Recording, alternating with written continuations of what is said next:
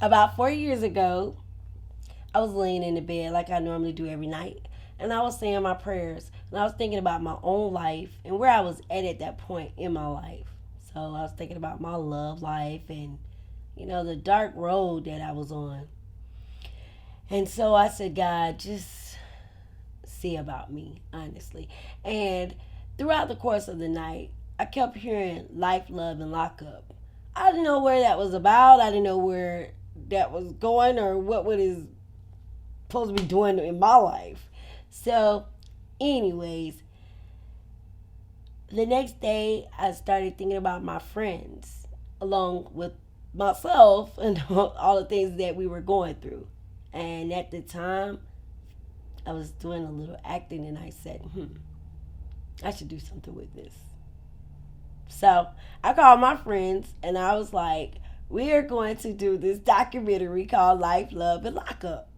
And they were like, you crazy. I wasn't sure what I was getting myself into, to be quite honest. I trusted her though. And in trusting her, my husband also trusted her because I trusted her. And the more that she explained it to me, the more I knew that I identified with life, love, and lockup. I was in the process of writing my own book, and Michelle introduced this to me. I had been praying about this, and I decided this would be a wonderful opportunity. Listening to the things that Michelle had to tell me about this project was just amazing, and I thought it was a way for me to begin to tell my story. I got involved with Life, Love, and Lockup by divine appointment. Michelle came to me, and she said, God said, come get you. And me being a woman of God that I am, I went. I realized why these young ladies were sent to me or while I was placed in their lives. We all had a common bond. Lockup, I know a lot of y'all thought meant jail. But for some of us, it really has happened, right? But lockup really can mean locked up in the mind, spiritually, physically. Man, I hit all three of those categories. But more importantly, the best solution to it all is recognizing it, praying about it, and hell, doing something about it. So you can either stay locked up, remain that way, and everybody I know that's locked up, they want out, or you can get to doing your work and be about your Father's business and come from that state of mind. My chapter is basically everything all together: life, love, and lockup. It's a little bit about my life, my upbringing, my background. It's definitely about love, relationships, and lockup. I have not been physically incarcerated, but definitely emotionally and mentally incarcerated. Well, my chapter is about life, just different experiences with love. Have you ever been to a point where you've just given your heart to somebody over and over, the same person, they continue to break it? So it's like, at this point in life, it's like I want the true love, the real love at this point. So my chapter is basically about giving your love, your heart to somebody, and you keep getting it broken, getting disappointed over and over, where you just about to say, you know what, I'm done. I'm done with love. Forget love. Well, with my chapter, I just pray that anybody that sees themselves in my shoes, if they see that God did this for me, I just pray that, they'll know that, okay, if God did this for her, that God can do this for me too. And you got to read the book.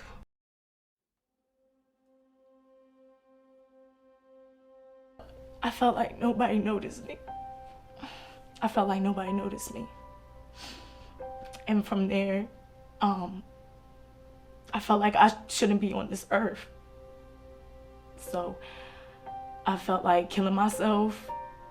I felt like I wasn't eating. I was always sleeping. I felt like I was really going to die. the person I used to be was somebody who was who didn't have a voice, somebody who couldn't express themselves freely, and somebody who wish they had an outlet, wish they could do things and operate in a space that wasn't available to them. So my chapter is about a woman that is in leadership, who always holds it together, but who also on the inside had an obsession to be loved by any means necessary. Back in 2011, my husband overdosed, and I was the one found him at the house. And before I went to the house, I heard a voice tell me to go home now. We had already been to the different rehabs, and the military would not help us. And he served down in Iraq two tours. This is his Operation Iraqi Freedom. This is one of his coins that I keep near me and everything. And on the back of this coin, it says deliverance. And when after he passed away and I looked at it, I was like, you know, deliverance started out for me because I knew I was in need of a lot of deliverance.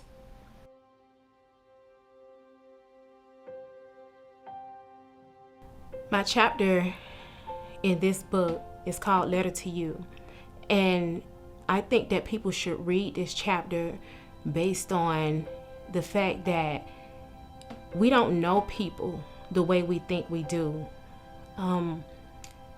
I allowed a stranger in my house, in my heart, somebody that came in to my life to destroy me, take me away from everything that I loved and cared about. Someone that belittled me, someone that I thought I could trust, somebody that made me feel comfortable, but was a monster in disguise.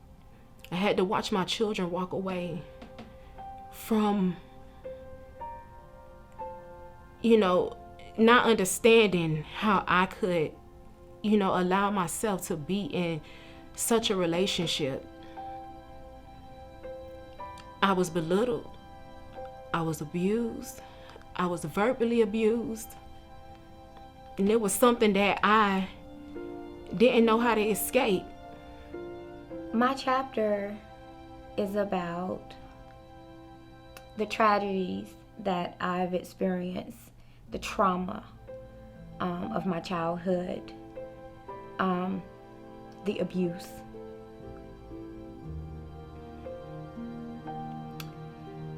Being gang raped, not understanding why it was me, the ridicule, the abuse, spiritual abuse, mental. It's painful because in the beginning, I did not understand what God was doing. And at the time when some of these things happened, I didn't even know who God was. But now that I've come to the realization of who He is, I can see His hand moving in my life. And it's painful because it was family. Part of my abuse came from family, came from cousins, came from family friends. And if that wasn't enough, being gang raped by drunk people, 3 of them being pistol whipped and left for dead, it's painful. And then to get to the hospital and for them to treat you like you're trash, it really does a number on you. In this one particular relationship, and it was devastating to me. Really, really devastating. And because of that, I started to believe what this person was telling me. I started believing, that I was worthless. I started believing, that I added no value. because of what this person was telling me. So by me believing it, I started mentally locking myself up on these thoughts, because if it's beat into you over and over and over and over and over again, you start believing it. You start questioning yourself. You start questioning, well, who am I? The main experience that comes to mind is my ex-husband, which I gave him 25 years of my life. And if you look at me, I'm not that old. So I gave this person 25 years of my life, 3 sons, and I still never had his heart. That means the street had his heart so much to the point where nothing else mattered. So from age 14, that's when I met this man. And to make it so bad, I married this man twice because I wanted it to work so bad. Once I left, I was like, okay, you're mature now. We can do this now. Married him again, and he still was not ready. The street had his attention still more than me and his sons. Well, in my childhood, I grew up feeling abandoned and rejected a lot, and partly because I lost my mother at a young age. My father was never in my life, and so I was looking for love, just looking for it in the wrong places, and I just had this need to be loved. I had all this love to give, and I just wanted it reciprocated. So as time went on, I found myself in relationship after relationship, and every time I would get hurt, I would run. And so as I became older, and the reason why I decided to go with this particular scenario in this chapter is because this was a woman that was in leadership that everyone admired. I was walking as a diamond, but I was living like a rhinestone. And so I finally found someone that I felt connected to, and I said I didn't want to run anymore. But it cost me a lot because I had the need to control love. I didn't want it to get away, so I did some things that I would never have thought I would have done. I really was like, God, why me? Like, literally, why am I the one loving this person? And this person just refuses to love me back. But from his point of view, he thought he was loving me.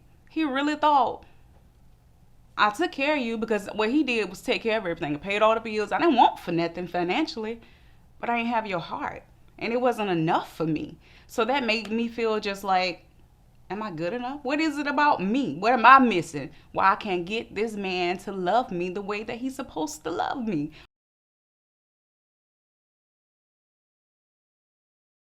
And I was like, yeah, we all going through the same thing. See, we all had guys that were either in jail or some of them were about to go. And I don't know for how long or whatever, but all of me and my friends was going through that. So also, we were at a point in our life where we didn't even know which road to take. And that happens with a lot of people.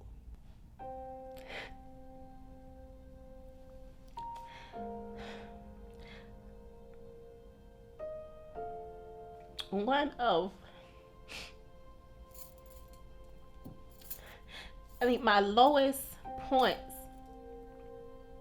in this particular relationship is when I listen to just the lies of what our plans were for me to travel in style in different cities and states or whatever. And I asked my father, my children's fathers, to take them so I'll be able to travel.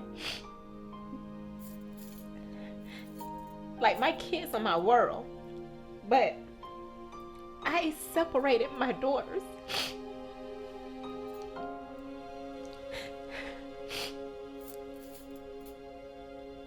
To let one live with her father and the other one live with hers. And I gave my place up because of this dream, because of this lie. And it hurt. It hurt my children. And it hurt me as a mother, because mommy's supposed to protect them. Mommy's supposed to make sure that they're good. And even though they were good, they're great. They were their dads. So I didn't lose my kids, but just making that decision to not have my babies with me and them not being together in the same home, you know, that was hard. And the backlash that I got from my family because they didn't understand, you know, but I was making a decision that I thought, because this is going to be a great opportunity. You know what I'm saying? Mommy about to go out and get these contracts. Mommy about to be able to be styling here. Mommy about to be able, you know, to do these movies here in LA and this and that. And it was a lie. I was literally locked up. I was embarrassed and ashamed. I was arrested on my job. I lost my career behind it. All of these things transpired over a period of time. I was charged with things that were not true, and as a result, I'm sitting here today and not behind bars. However, I was faced with 2 years in prison and 10 years probation. And that caused me to lose my license with dentistry. That caused me to have turmoil in my marriage, alongside the things that led up to the arrest. That caused me to, in some ways, doubt myself. But it also allowed me an opportunity to reflect on what has gotten me to this point, what has gotten me to this steel bed and these cinder block walls. And all of those things are mentioned in my chapter of Life, Love, and Lockup. Once I couldn't get my own husband's heart, I opened myself up to somebody else. And when I say I opened myself, I opened my heart, my legs, everything. I opened everything up. I was really into this man. I was like, because he did everything and said everything that my husband wanted. And that was because he knew what my husband wasn't doing and what he was, you know, he knew everything. So I let him in. I let him in hard. But even with that, it ended in heartbreak because he remarried his ex-wife right up under my nose. So it was like, goodness. I mean, yeah, God, I know I was wrong. Okay. But goodness. I mean, heartbreak after heartbreak, it becomes devastating. But I'm still, you know, I have hopes. I still will not give up on love. Period. I won't give up. I felt rejected. I felt like I wasn't good enough. And I seen him with woman after woman. I did not understand what was it that I didn't have that everybody else had.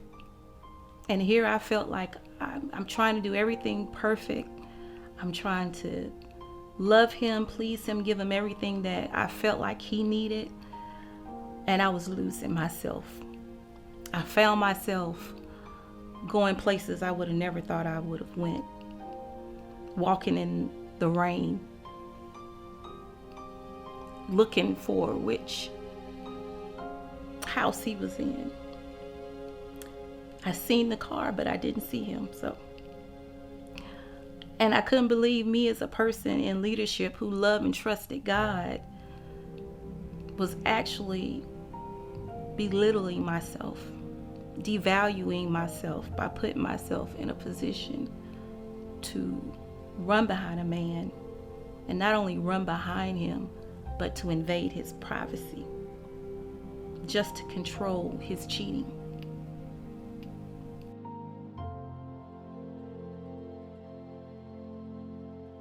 But it's already difficult for me to go through what I'm going through in my own life and where I've been and trying to get through it. But to have friends that, you know, that you really care about, and then you hear these stories about the abuse from these men, how some of them don't even know that they are beautiful. They have to be reminded. But it was okay, because then in the interim of me reminding them, or to remind myself. There is always hope. There's always an answer. And a lot of times the answer doesn't come when there's chaos. It comes in your quiet time. It comes when you're alone. It comes at the most difficult times. You feel it. You hear it. You may want to ignore it, but it's there. And what I really want them to get from my chapter is, if I can endure what I had to endure, and if God was still gracious enough to snatch me from the hand of the enemy, He could do it for them. It was all necessary to go through to get to where I am.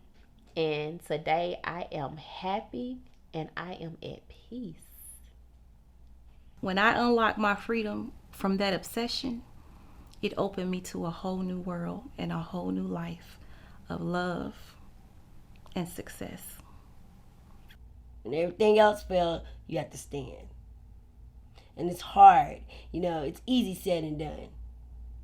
I'm the baby of my family. Some of the things that I've been going through, whether it be relationship, friendship, it's caused some of my family members to just walk away from me. So I can imagine what these young ladies are probably going through. But I just want to give them hope. And I just want to let them know that weeping may endure for a night, but joy is going to come in the morning. That's another reason why we have to bond, and another reason why I say we got work to do. Because we're just beginning. We got the whole world screaming. Life, love, and lockup. We got work to do.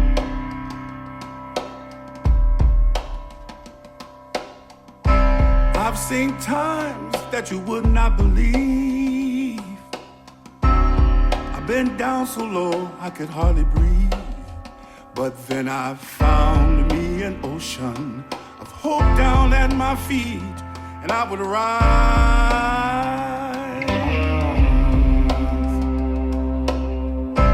I've had faith torn from my hands. I said goodbye to all of life's plans, and right there at the mountain, called my last chance, I climbed.